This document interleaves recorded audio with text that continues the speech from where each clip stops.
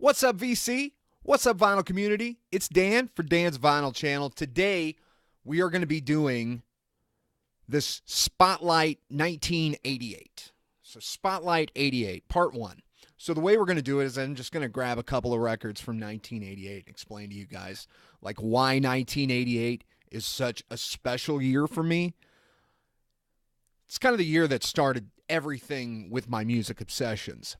Anyway, before that, I want to talk to you guys a little bit. I want to do a channel shout out to Corey at Justaddvinyl. He's been supportive of the channel ever since I got it going, and I've really had a chance to look at his channel now, and he's got some great stuff on there, especially if you're into like hard rock and metal from the 80s. It's like perfect. So, and that's kind of my wheelhouse. Although I'm not just into metal and rock from the 80s, but it's kind of like my wheelhouse. So he recently uploaded this really cool video, and it's a Metal Shop episode. I guess he's got some Metal Shop records, and I think it's from March of 1988, it's really cool. It's really awesome. If you guys should check it out, I'll link his channel below in the description. Also, I've got another video coming up. I'm going to be doing the DJ High Noon contest. His 300 subs contest, so I've got that coming up this weekend. I'm going to be working on that along with a couple of RSD videos. Me and my buddy Joey, we're going to go do some RSD stuff. And I'm kind of doing exactly what I said I wasn't going to do, which is like waking up at 5 o'clock and go standing in the line at like 6. I'm going to do it. I really want that 7 Mary 3 record, and I also want that Greta Van Fleet record, and just whatever else they have, because I know a lot of these stores, they'll hide back some stuff until record store day. Plus, I'd like to grab one of those swag bags. I'm kind of just buying in to record store day this year. So, what are we going to do? So, we'll do a couple of videos and kind of let you know what's going on there. Also, there's been some people that have asked a couple of questions about whether I worked in radio or in podcasts before, and that is a real easy answer for me. Yes, I've worked in radio since about 1996. It's not my primary job. It's something that I've done part-time on and off over the years. So that's it. So, and that's why I like kind of talking in this microphone and kind of having the setup. It's just, I ran a morning show at a very small market station. It was about 3,000 watts. And not in a town of about 3,000 people, and we did a retro morning show. So that's where a lot of my love for the 80s, as well as growing up in the 80s, had to do with it. But anyway, I'd like to also say thanks to all the new subs that I've got on the channel. I just didn't expect to kind of pick up some subs, so I'd like just quick shout-outs. David Newton, Haunter Horror, Johnny Seed, Imagine Just Records, DJ High Noon, Vinyl Rundown, let me see, Gray 1951, Kevin, or not Kevin, but Travis over at Tone Arm Tango. Also, George Borden, and let's do a couple others here. Ron Haggerty, and also I'd like to do another shout out to a guy, Jimmy the Saint. I really enjoy his videos as well. So, hey, Jimmy, how's it going? All right, so moving on to 1988. So we're going to do Spotlight 1988. And what a year 1988 was for me, I tell you that. So without any further ado, we're going to talk about a couple of the albums that came out in 1988. Before that, though, I'd like to just tell you, I was kind of an awkward kid in 1988. I wasn't the most popular kid. I was kind of awkward and strange, and like a lot of us are when we're like 12, 13 years old. And MTV was pretty much in its heyday at that point, and MTV and music kind of saved me. It kind of gave me a respite. It helped me fit in with some other kids at school. I met some of the best friends that I'll ever have in my life through like Metallica and Megadeth and Iron Maiden. So it kind of helped me fit in with others and also gave me like respite from the daily stuff that goes on. Man, being 12, 13, it's just, those are hard years. But anyway, on to the vinyls. All right, so anyway, we've got this one, which It's Megadeth. So far, so good, so what? 1988. This is one of the first tapes I bought.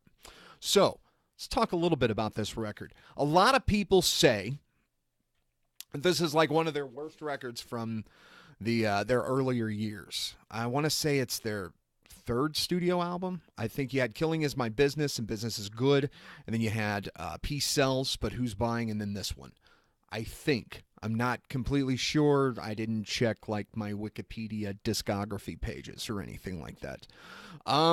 So, I've seen some people say that some of the lyrics are juvenile on this album, and I kind of have to agree, especially when you get into songs like Liar on the back, and like songs like 502, which I still love 502. It's a great song, and I still like Liar, but lyrically it can be a bit juvenile, and I can understand that. The sound quality of the recording also isn't that great. The guitars just don't sound that great, and it just kind of had that.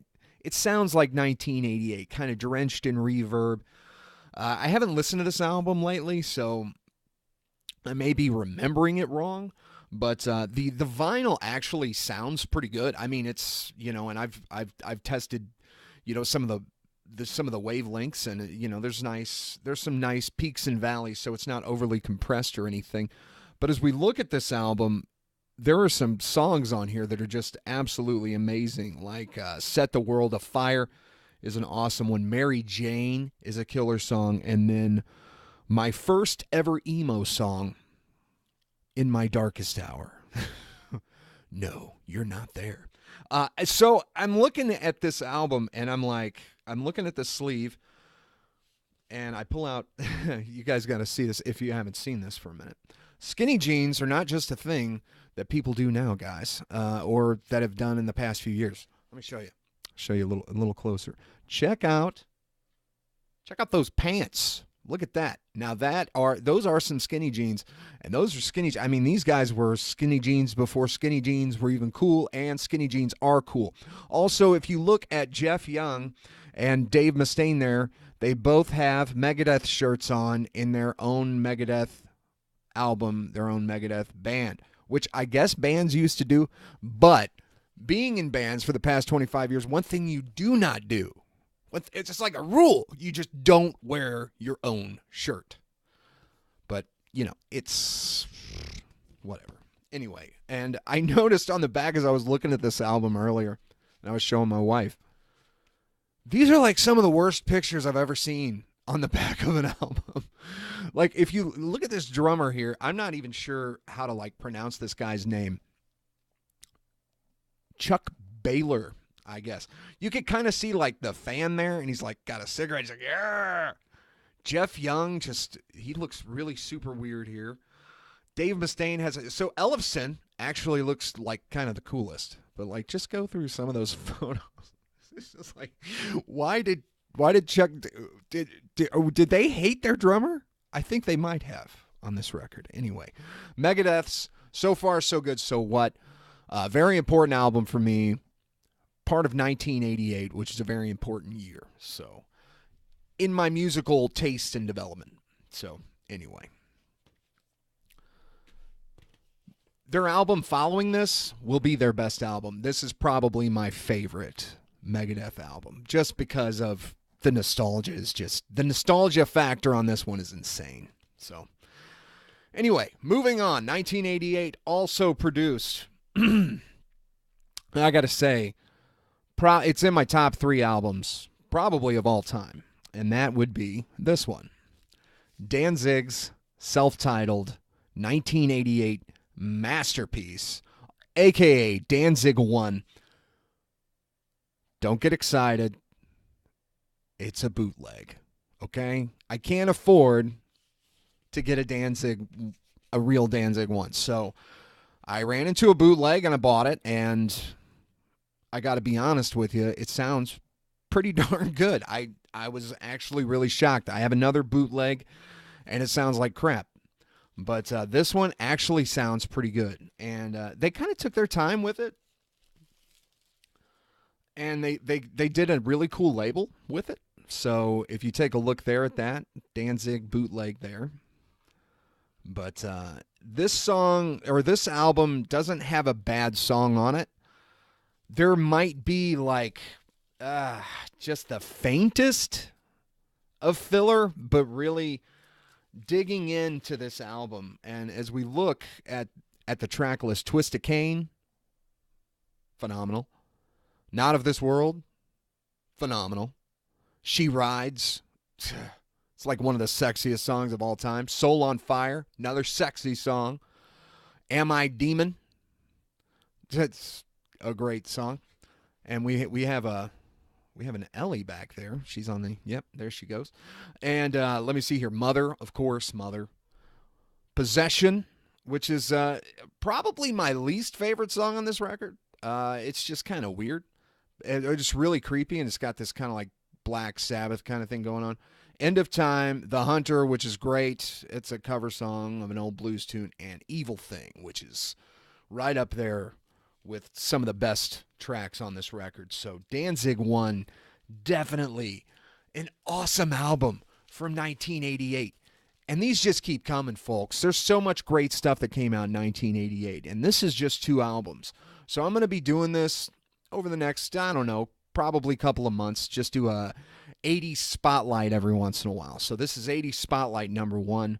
So anyway, that'll do it for now. Danzig 1, also, or Danzig self-titled, whatever you want to call it, and Megadeth, So Far, So Good, So What, the first of the 1988 records. Anyway, this is Dan for Dan's Vinyl Channel. I'm gonna peace out here. You guys have a good one. Keep digging them records, and we will see you this weekend. And good luck at RSD if that's your thing. If not, totally get that too. You guys take it easy. Thanks for everything. Later.